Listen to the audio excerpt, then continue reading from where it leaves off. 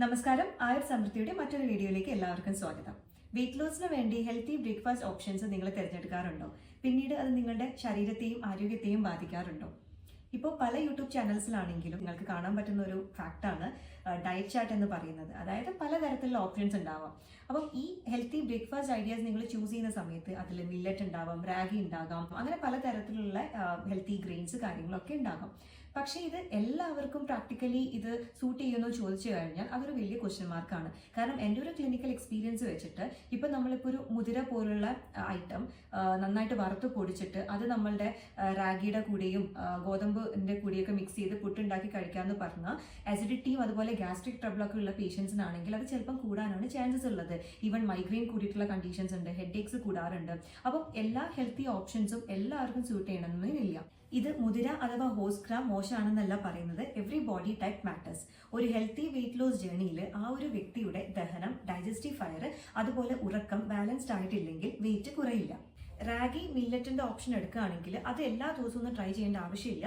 ആഴ്ചയിൽ 1-2 പ്രാവശ്യം നിങ്ങൾക്കത് യൂസ് ചെയ്യാവുന്നതാണ്. പക്ഷെ ശ്രദ്ധിക്കേണ്ട ഒരു കാര്യം എന്ന് പറയുന്നത് പ്രോപ്പറായിട്ട് കുക്ക് ചെയ്യുക, അതുപോലെ തന്നെ സോക്ക് ചെയ്യുന്നതും പ്രോപ്പർ ആയിരിക്കണം. അപ്പോൾ ഇങ്ങനെയൊക്കെ നമ്മൾ ഡയറ്റിൽ കുറച്ച് മാറ്റങ്ങൾ വരുത്തി കഴിഞ്ഞാൽ തന്നെ അത്യാവശ്യം ഹെൽത്തി ആയിട്ടുള്ള ഫുഡ് നമ്മൾ കഴിച്ചു എന്നുള്ളൊരു ബോധം നമുക്ക് ഉണ്ടാകും. അതുപോലെ തന്നെ വെറും വയറ്റിൽ ഡ്രൈ ഫ്രൂട്ട്സ് കഴിക്കുന്നത് ഒന്ന് അവോയ്ഡ് ചെയ്ത് നോക്കൂ. ഒരു 11 മണിയാകുമ്പോൾ ഡ്രൈ ഫ്രൂട്ട്സ് കഴിക്കാം. അതുപോലെ വൈകുന്നേരം 4 o'clock ഫ്രൂട്ട്സിന്റെ കൂടെയും ഡ്രൈ ഫ്രൂട്ട്സ് കഴിക്കാവുന്നതാണ്. അതുപോലെ വെള്ളം നിങ്ങളുടെ വെയിറ്റിനനുസരിച്ച് നല്ല രീതിയിൽ നിങ്ങൾ ഹൈഡ്രേറ്റ് ചെയ്യാം. 60 kg വെയിറ്റ് ആണെങ്കിൽ ഒരു 2-2.5 ലിറ്റേഴ്സ് ബോയിൽഡ് വാട്ടർ സിപ്പ് ചെയ്ത് കുടിക്കാൻ ശ്രദ്ധിക്കാം.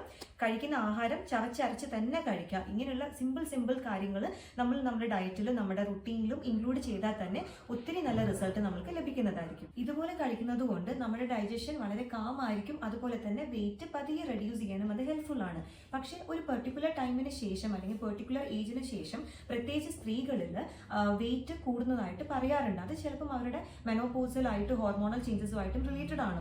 അപ്പം അവർ ശ്രദ്ധിക്കേണ്ട ഒരു കാര്യം, വളരെ ഡ്രാസ്റ്റിക് ആയിട്ടുള്ള ഒരു വെയിറ്റ് ലോസിന്റെ പിന്നാലെ പോകാതെ അവരുടെ ബോഡി ഹെൽത്തി ആണോ, ഒരു ഹെൽത്തി വെയിറ്റ് ആണോ, അല്ലെങ്കിൽ അവർ ലൈറ്റ് ആയിട്ട് ഫീൽ ചെയ്യുന്നുണ്ടോ, അതൊരു കാര്യം മാത്രം അവർ ശ്രദ്ധിക്കുക. കഴിക്കുന്ന ആഹാരം മിതമായി കഴിക്കുക, ഡെയിലി എക്സസൈസ് അല്ലെങ്കിൽ യോഗ ചെയ്യാം.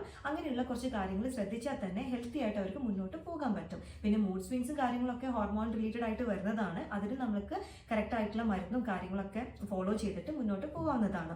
പിന്നെ പറയുന്നത് നമ്മുടെ ഇടിയപ്പം എല്ലാവരും കഴിക്കാറുണ്ടല്ലോ, അത് നമുക്ക് കഴിക്കാം. കുറച്ച് തേങ്ങ ആഡ് ചെയ്തതിന് ശേഷം പിന്നെ നമ്മുടെ പ്രോട്ടീൻ ആയിട്ടുള്ള ചെറുപയർ കറിയോ ഗ്രീൻ പീസ് കറിയോ എന്താന്ന് വെച്ചാൽ നമുക്ക് അതിന്റെ കൂടെ കഴിക്കാവുന്നതാണ്. ഇപ്പൊ നോൺ വെജ് കഴിക്കുന്നുണ്ടെങ്കിൽ അതും നമുക്ക് ഇതിന്റെ കൂടെ മിതമായിട്ട് കഴിക്കാവുന്നതാണ്.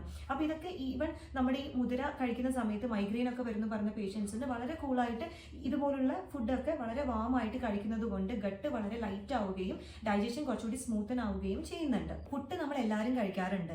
അത് അരിപ്പൊടി വെച്ചിട്ടാവുമ്പോൾ എല്ലാവരും പറയും കാർബാണ്, അത് വെയിറ്റ് കുറയില്ല എന്നൊക്കെ പറയും. അതുകൊണ്ട് തന്നെ ചില ഓപ്ഷൻസിൽ കണ്ടിട്ടുണ്ട് സ്റ്റീൽ കട്ട് ഓട്സ് നന്നായിട്ട് വറുത്ത് പൊടിച്ചിട്ടുള്ളതിൻ്റെ ഒരു 2 കപ്പ് എടുത്തു. അതുപോലെ തന്നെ ഈ മുതിര നന്നായിട്ട് വറുത്ത് പൊടിച്ചതെടുത്തു. പിന്നെ ഗോതമ്പ്. അപ്പം അങ്ങനെയുള്ള പല ഓപ്ഷൻസ് ഉണ്ട്. അപ്പം അതിനേക്കാൾ എത്രയോ ബെറ്റർ നമ്മൾ എപ്പോഴും കഴിക്കുന്ന സാധാരണ പുട്ട് തന്നെയാണ്. അതിൽ നമുക്കിപ്പം റെഡ് റൈസ് വെച്ചിട്ടുള്ള പുട്ടൊക്കെ ഉണ്ടാക്കാം. ചെമ്പാപ്പുട്ട് അങ്ങനെയൊക്കെ നമുക്ക് പ്രിപ്പയർ ചെയ്യാവുന്നതാണ്. അതിൻ്റെ കൂടെ വളരെ ഇച്ചിരി, അതായത് കുറച്ച് തന്നെ തേങ്ങ ആഡ് ചെയ്യാം. പിന്നെ നമുക്ക് ചെറുപയർ കറി വെച്ചിട്ടോ കടലക്കറി വെച്ചിട്ടോ ഒക്കെ നമുക്കത് കഴിക്കാവുന്നതാണ്. മിതമായിട്ട് കഴിക്കുന്നത് കൊണ്ട് പ്രത്യേകിച്ച് പ്രശ്നമില്ല. കാരണം ഞാൻ ഇന്ന് തൊട്ട് വെയിറ്റ് ലോസ് ജേർണി സ്റ്റാർട്ട് ചെയ്യുന്നു എന്ന് പറഞ്ഞിട്ട് റാഗി ഞാൻ ഇന്ന് തൊട്ട് സ്റ്റാർട്ട് ചെയ്യാണ്, മില്ലറ്റ് ഇന്ന് തൊട്ട് ഞാൻ എൻ്റെ ഡയറ്റിൽ ഇൻക്ലൂഡ് ചെയ്യാന്ന് പറഞ്ഞിട്ട് ആഴ്ചയിൽ എല്ലാ ദിവസവും ഇത് നിങ്ങൾ ഫോളോ ചെയ്യുകയാണെങ്കിൽ അത് ഭയങ്കര റഫാണ്. അത് ആക്ച്വലി രൂക്ഷ ഗുണമുള്ള സാധനങ്ങളാണ്. അപ്പോൾ അത് കഴിക്കുമ്പോൾ ചിലപ്പോൾ അത് ഡീഹൈഡ്രേഷനിലേക്കോ ചിലപ്പോൾ ആ ഒരു പേഷ്യൻറ്റിൻ്റെ ഗ്യാസ്ട്രിക് ഇഷ്യൂസ്, ബ്ലോട്ടിംഗ് സെൻസേഷൻസ് ഒക്കെ വരാൻ ചാൻസസ് ഉണ്ട്. അപ്പോൾ നമ്മൾക്ക് സാധ്യമായിട്ടുള്ള ഫുഡ് നമുക്ക് കഴിക്കാം. ദോശ, ഇഡ്ഡലി, ചപ്പാത്തി എന്താണോ നമ്മൾ കഴിക്കുന്നത് അത് കഴിക്കാം. പക്ഷെ പണ്ട് കഴിക്കുന്നത് പോലെ ഒരുപാട് കഴിക്കാതെ മിതമായിട്ട് ചെറിയ പോർഷനായിട്ട് നമുക്ക് കഴിക്കാൻ വേണ്ടിയിട്ട് ശ്രമിക്കേണ്ടതാണ്. അടുത്തൊരു ട്രെൻഡ് എന്ന് പറയുന്നത് സ്മൂത്തീസിന്റെ പിന്നാലെ പോകുന്നതാണ്. അപ്പൊ സ്മൂത്തീസിന് റിലേറ്റഡ് ആയിട്ടുള്ള കുറച്ച് പ്രധാനപ്പെട്ട കാര്യങ്ങൾ അടുത്ത വീഡിയോയിൽ ഞാൻ ഷെയർ ചെയ്യുന്നതായിരിക്കും. അപ്പൊ ഇതിന്റെ കൂടുതൽ ഡീറ്റെയിൽസ് അല്ലെങ്കിൽ കൂടുതൽ ഹെൽത്തി ഫുഡ് ഓപ്ഷൻസ് നിങ്ങൾക്ക് അറിയണമെങ്കിൽ കമന്റ് ബോക്സിൽ നൽകാവുന്നതാണ്. ഓരോ ആൾക്കാരുടെ കണ്ടീഷൻ അനുസരിച്ച് അല്ലെങ്കിൽ ബേസിക്കലി ഒരു കസ്റ്റമൈസേഷൻ പോലെ വളരെ ലൈറ്റ് ആയിട്ട് നിങ്ങൾക്ക് മനസ്സിലാവുന്ന രീതിയിൽ എനിക്ക് ഷെയർ ചെയ്യാൻ പറ്റുന്നതായിരിക്കും. സോ അടുത്തൊരു വീഡിയോ കാണുന്നത് വരെ നന്ദി, നമസ്കാരം.